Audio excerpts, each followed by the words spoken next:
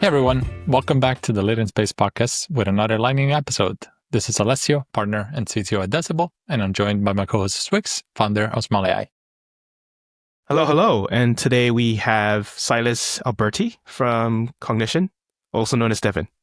Welcome. Super cool to be on here. I'm glad. Silas, I've run into you a couple times. You're just generally in sort of the Bay Area. I think a lot of people have this misconception of Cognition as being an East Coast team, obviously because of the founding mythology of the team. But you guys have a significant SF presence now, right? We're actually mainly based here in SF. I mean, yeah, the founding mythology is, I think we were a nomadic company in the beginning. So we had hacker houses in different places. I think the first one was actually in Burlingame. Then it was in New York, then back on the West Coast, and then back in New York. And it just happened that like at the original launch, we were based in New York. And that was like when we got a lot of attention. We had like this team photo in New York. But yeah, we've been permanently in the Bay since April of last year. Awesome. And, I think a lot of people know about Cognition and Devin, and we can dive into that as well. It sounds like both Alessio and I are casual users of Devin. But the thing that caused this episode, the reason I asked for this episode was DeepWiki, which apparently you drove. So maybe you want to tell people about what DeepWiki is and some of the origin story. Yeah, I mean, DeepWiki, first of all, I was kind of excited to see the reception. I mean, it was supposed to be this like open source focused, like free side project almost, but it became bigger than expected. So the idea is, I think we've just like always wanted to have like a Q&A tool that you can use on any open source code base. So we kind of wanted to build like deep research, but for GitHub. That was the initial framing. And I think it has like two components. It has the wiki itself, which is basically like AI generated code documentation for any code base on GitHub. And then there's like the deep research agent that leverages both this like wiki, but also like any code file in the code base and can answer questions for you. One thing I was thinking was like, Cognition already had like a wiki feature, right? Like you could make internal wikis of your repos. So you just kind of exposed it, or what was the sequence there? Yeah, I think obviously it was a thing that we developed and kept improving over time. But then, yeah, I think the particular thing that we had to make happen for DeepWiki was like scaling up the infra so we could support like tens of thousands of open source repos at the same time. And I think also just like making it be this like no sign up required product that you can just use really quickly, just swap out the repo URL. Yeah. And do you have any updated numbers? So the announcement tweet that you did, that's like 3 weeks ago, you had 30,000 repos, 4 billion lines of code, $300,000 in compute spent just to do the indexing. Where's the project now? Is it growing a lot every week, or like does it kind of reach an equilibrium at some point? Yeah, I think it's actually been kind of exciting to see that like a couple of days ago, obviously there was like a launch spike and then like there was like some stabilized usage, but now it's actually like kind of like in a growth phase again. And I think like I need to check the latest numbers, but I think we had our like second highest day after the launch recently, which is kind of awesome. I think there's also like a lot of usage in Asia, which has been really exciting to see. We actually recently shipped like wikis in like other languages for that. I think in terms of compute spend, so we think we should be now at like the high like tens of thousands of repos. So I guess you can like do the rough math, like we might be approaching quite significant numbers of compute spend here. I mean, maybe we'll like break the million soon. Yeah. And then how do you think about repo selection? So when you started, how did you decide what were kind of like the founding repos, so to speak? Because I know a user can submit them today. But when you started, did you just look at the most popular, or is it based on language, anything there? Yeah, so initially we just thought we wouldn't even allow people to index repos on their own. Because I think that was actually kind of like a pretty difficult infra lift to like kick off these indexing jobs and like create the task queues for that and so on. So we were just like, oh, like maybe this is like kind of like the Hall of Fame of the best open source repos, and they'll just get this like free wiki. And we actually thought very carefully about like which repos to pick. So it was some combination of like the top start repos, but some waiting for like recency. For example, like a repo that is just like 2 months old and has like a couple hundred stars. It's probably like more important than a repo that's like 8 years old but has like 2,000 stars. I think, so it's like kind of like the recency rated top 30K repos. And a lot of our usage is all actually on these like top 30K repos. So I would say like 80%, 90% of users just like check out all the popular repos. And like, this is an ambitious project. Like, I think anytime anyone launches any AI-powered thing with no sign-in, that can be pretty popular right off the bat, obviously, because it's immediately useful. But then there's a security question involved of like, were you worried, or did you put in like, I don't know, fingerprinting, or like, what's like the standard security stack that people should know about when like launching something like this? Like, I want to launch something like this, but I don't want to expose inference to the internet.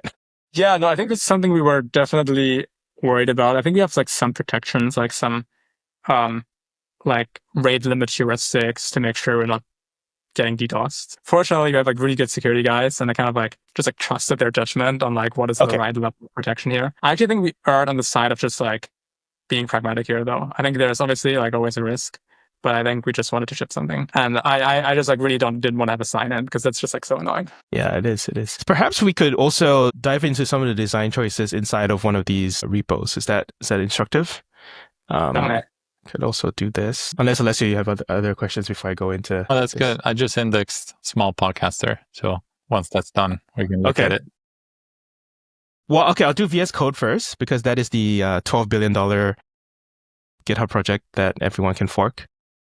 So if I click on VS Code, yeah, it's a really hard one. Yeah, I actually know this code base because I've done a VS Code extension a little bit.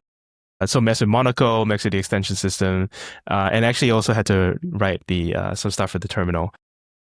What are the design choices here? Like, how do you get a wiki out of a code base? I think the hardest thing, honestly, is the high-level structure in the systems, right? Like, this is, I think, the key alpha that like DeepWiki has that I haven't seen anywhere else yet. Because there's like a lot of like RAG systems that like people have built where like you just retrieve a bunch of files, and like obviously we can like LLMs can read these files and try to understand, but this is like a very local context. So the thing that we wanted to figure out for DeepWiki, and this is also something that like we wanted for Devin, and this is what inspired this project in the first place. How do you take a code base and then extract the high level systems?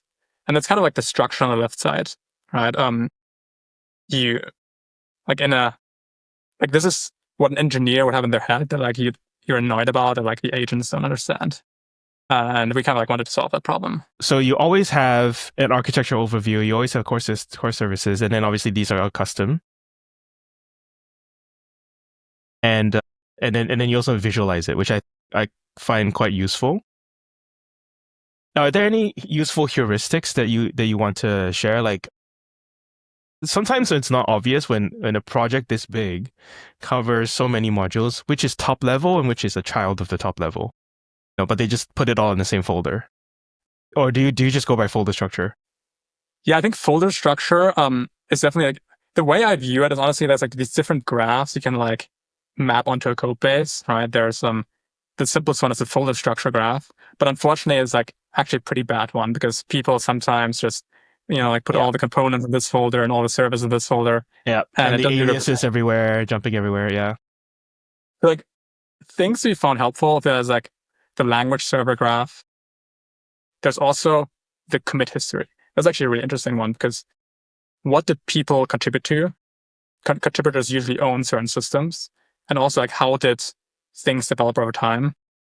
We found that to be like a very interesting signal. Right. One of the people that contributed to this project was Gennady.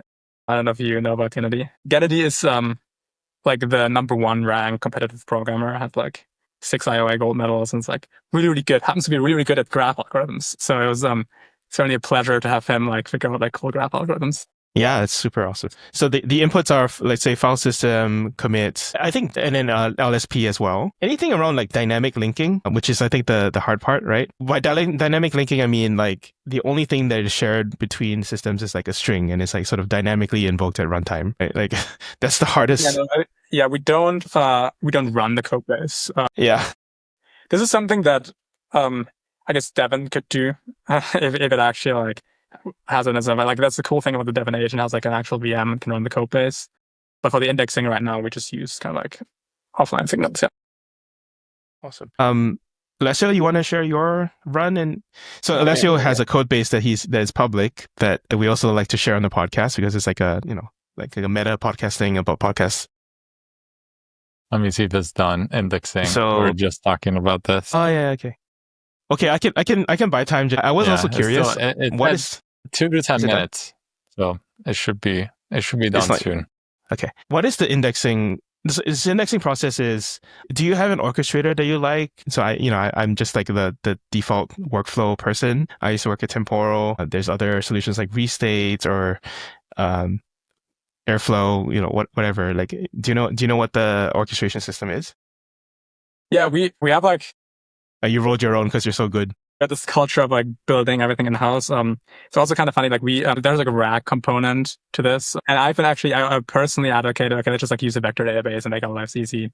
But then there's this really strong infra guy, Andrew, who was like, we don't need a vector database. We can build our own vector database. This is Andrew Gao. No, this is Andrew He. Okay. Also a famous competitive programmer. I think he's top 10 in the world as well. But also happens to be like an infra god. Yeah. And so he's been actually like owning like well the infra of this. I think we just like schedule indexing jobs in Kubernetes, have like a system that kind of like manages it. There's a queue obviously because it's like, especially during the launch, there was like a lot of demand at once. Sometimes it's like random spikes. I don't know how they happen. There are like 2,000 indexing jobs in the queue suddenly. This was like the other day. I think right now the queue is not that long, so I think it should be fine. Amazing.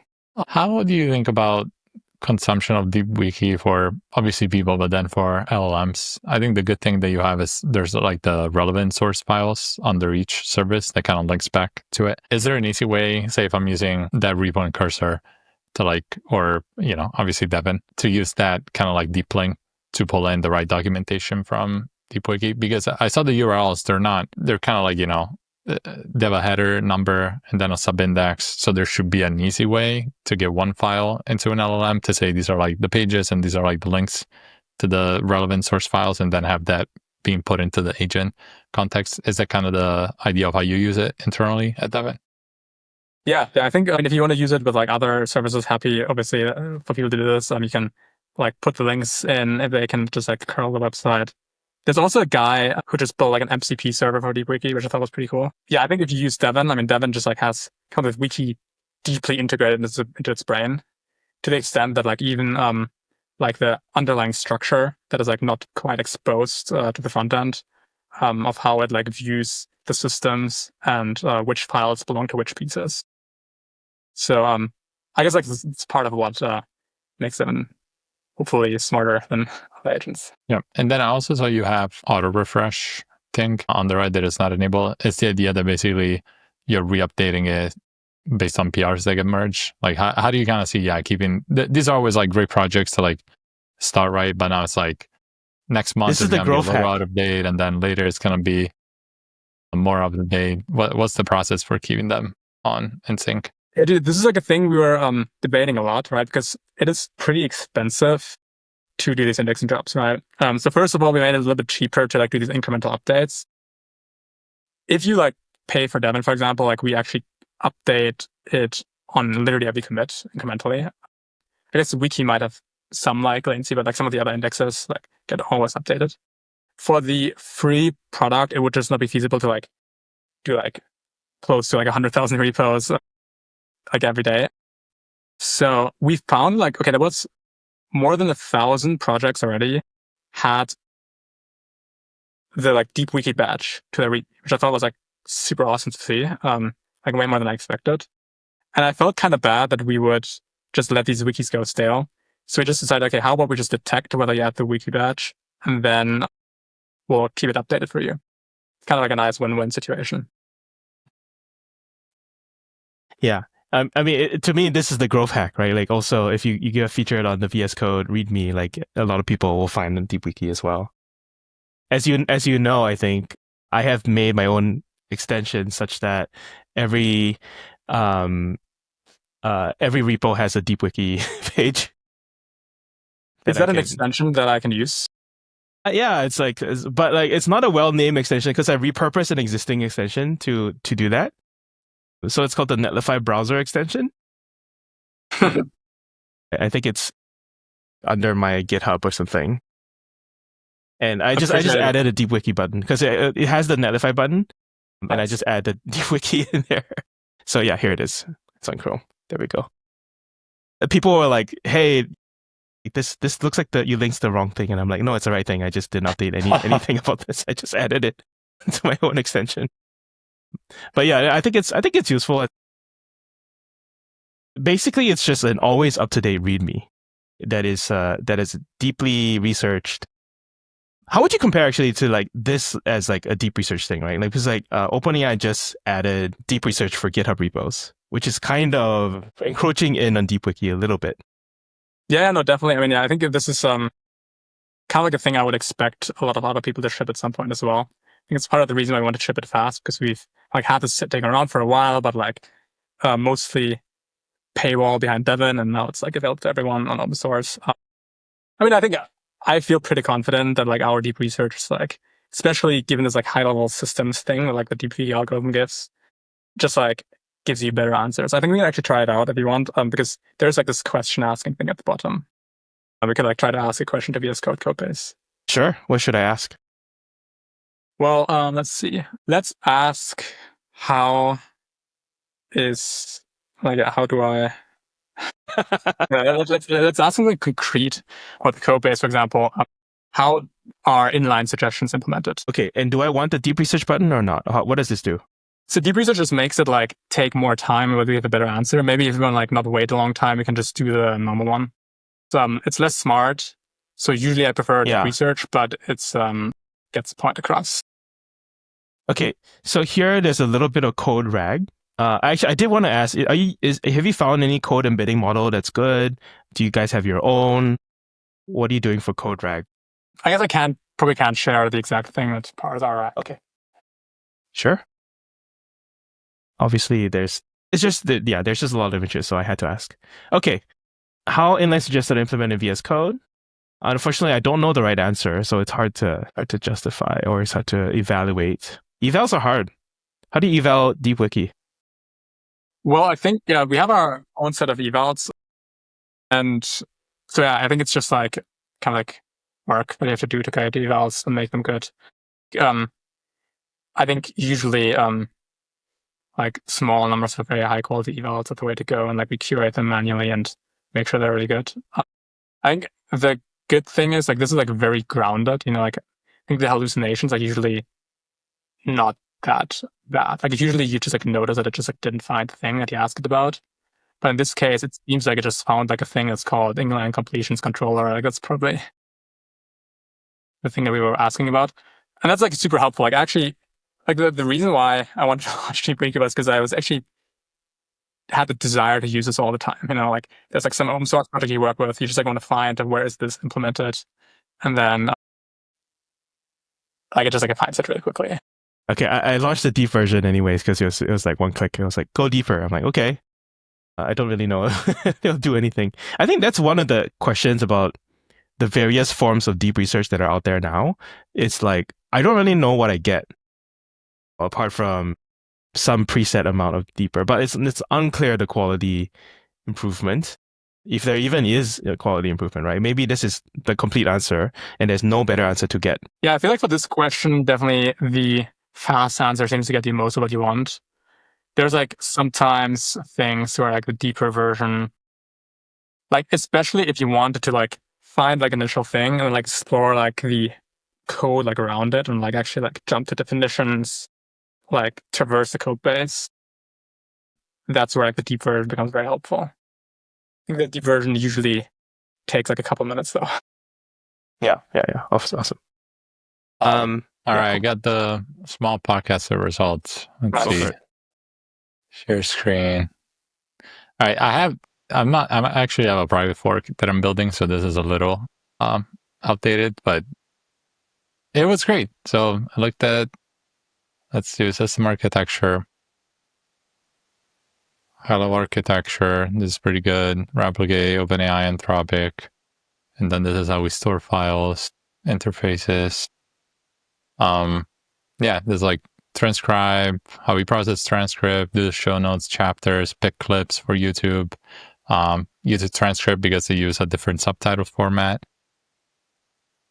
It's very cool. I mean, if this is like so often I just want exactly this for a code base, right. When I was onboarding onto Devin, you're like, yeah.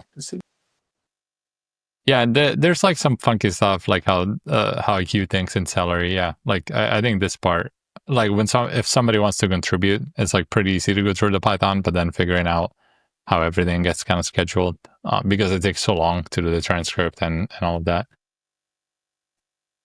Yeah, it's good. Also, like there's this other thing to sync, like audio and video get edited differently because you cannot really cut all the silence in video because otherwise it's like jumping. So here's like, yeah, it's like Levenstein distance for like segments and yeah. This is better than the README of the project for sure. Let me see. Where is it? I mean, I think there's a world in which we don't need READMEs anymore because we actually have the world where the code documents itself. Yeah, totally. I should put the button. That's what I need. Button in there. Get the badge in the thing. One thing we've been wondering also is how do we make this like actually the place that people just feel comfortable using as their documentation? Oh, I see. Oh, you actually want that. Yeah. I mean, like we've been thinking about like how do we make it editable while balancing that like you kind of like also wanted to like refresh automatically and like new commits as they come in. Right, so you probably don't want the thing where you just like directly edit the text. I mean, probably just, like a clear demarcation between human written and AI written sections that you can place in somewhere and you can remember that. And I think you guys are pretty good at diffing or like generating diffs. Yeah, that's probably a form of the Zilla ship soon. Yeah. I think you should add code execution and then people can just test, I think that's something maybe like 18 months ago, 2 years ago, there's like a few YC companies that try to do like interactive docs where like you could actually run the code in the docs to like see what would happen. Oh, I see what you mean. Yeah. And I think that also like for the LLM, it helps for like verification, right? It's like if it doesn't run, you can actually figure out why and fix it. I think that's how you add to it. Alessio has a code sandbox to sell you if you need. Well, yeah, but but everything will need to run code. So everything needs to run code. I think like there's some projects where that is helpful and some where they're not. And so oftentimes you need to specially prepare the repo or like, there's all these, the world is so not standardized. Like the closest we've gotten to is dev containers basically. And dev container adoption is like nothing. Like nobody, like I'm still scared of dev containers. It's a huge problem that we face with Devin actually, because like one of the things that makes Devin still very unique among like all the coding tools is that it's like this like in the cloud agent that you can like parallelize and spawn like tenants and stuff. So Devin actually needs like the full dev environment to be set up. And I think you guys probably both went through this when you onboarded to Devin. It's like probably like the highest friction onboarding point that we still need to like make as smooth as possible. Oh, I mean, you guys have come a long way. I mean, I first tried you out like early last year, right? You guys have come a long way on the onboarding, but still, like there is, I mean, you want the magic thing of like just connect my GitHub and then you can scan everything and then like the PRs just work. Like no, like I have to go in and manually set up every single repo so that you have a snapshot that you can start from, right? Yeah. But I think that if I'm doing serious work, that is a cost I will pay because I expect it to pay off down the line when you can actually do PRs for me. So, yeah, we've been trying to get like Devin smart enough to just set up the repo for yourself, but it turns out that like repo setup is actually one of the hardest parts about development. Yes. This is also like when you onboard a new company, like actually getting is like it's all these like different VPNs and keys and like all the things you need to figure out. And, like it's obviously not documented at all. Yeah, and infrastructure, right? Like Redis and like Postgres and like whatever your local networking thing is. If you use that kind of like if you have like a microservices system, good luck. Like I don't know how you can do that. It's interesting. Okay, cool. Any other sort of directions or questions about DeepWiki that you're exploring that maybe you can just put out there and let people tell you what they want? Well, I guess the biggest one is this like, okay, how do we not only edit, but also like personalize DeepWiki. I'm very curious, like people have said, okay, I kind of like have some opinions on like the high-level structure. Can I influence it? Can I maybe the ideal response to like a deep research question is actually not just like an answer, but like its own like small wiki page that also has like diagrams and everything. I do actually think it can generate diagrams, but it wants to in one of the responses. And actually the last one that I'm pretty excited about that curious to hear you guys' opinion on is basically like, what if we had deep research, but not just on a single code base, but on like all of GitHub, you know? So like, let's say you're like, oh, I want to implement like a markdown inputs. Can you find across like all the open source repos, like what is a great way to do this? Yeah, I think if you can figure out what's still being maintained, I have this problem with Rails just because the Rails has such a long history. There's like so many gems that do the same thing, but some of them are kind of outdated, some are not. But from a search perspective, it's hard to figure that out until you get in, because a lot of them have like a lot of stars, but like the last commit is like 7 years ago or like whatever, or maybe they're not compatible with like the latest Rails or whatnot. So I think that would be cool. I'm guessing that the issue you're going to run into is like forks. It's like people just fork something and maybe make maybe 1-2 small changes, and then it's like a different project, but the same. I'm curious how you can end up solving that. Yeah. Yeah, I think that's definitely a thing. But I guess there you can use some heuristics just on like number of stars that like the project has, or like how relevant it is. Yeah, I think the cool thing that the wiki has that you wouldn't have otherwise is like if you just do like pure like RAG on like such a big base of code files, it'll just be like pretty bad at a certain point. You know, on a single code base, sure, I can see it, but on tens of thousands of code bases, it's tougher. But I think actually the wiki pages are kind of like a nice abstraction on top of a code base. That seems to be like a very nice pool to do research on. So I'm pretty interested in that. Yeah, single code base is good. I would also refer you to Sourcegraph because they have also indexed all public GitHub repos and they provide search over all of them. So as your MVP, use that and see what you would pull in context, because you kind of have to rebuild Sourcegraph or partner with them. I'm a big fan of Sourcegraph, by the way. I love it. Okay. Yeah. And so like they already have the infra for this, and I've used it like once or twice because everyone can do token search very well. But if you want to do semantic search on code, it's a different animal that is not solved. Yeah, the thing that I find useful, and the thing that I also imagine like the deep research across GitHub to look like is basically you just like have this like random function and you want to see how it is being used, for example, right? And like Sourcegraph sometimes can do this, where you just like search for this particular symbol across all of GitHub and like see like nice example implementations.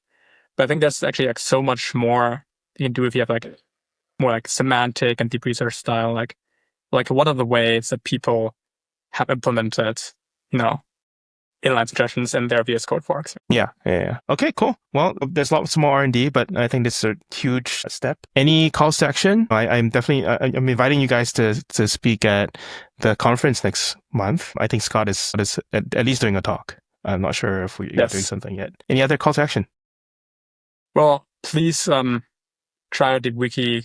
Send me any feature requests. Link it when you read me if you want it to be auto-refreshed. And also check out, we launched another thing recently. I want to give it a shout out to the 3 new research interns on our team, Kevin, 32B, our first open source model release. So that is also worth checking out. I think it's actually a really sick project. And I was pretty excited about the results there. Yeah, it's like a fine-tuned QWQ, right? Do you guys intend, is this like part of, it looks like the Notion page is no longer shared. Where is it? Oh, here it is. Okay. Yeah, I think you can pull up the block. I think it's at the bottom, yeah.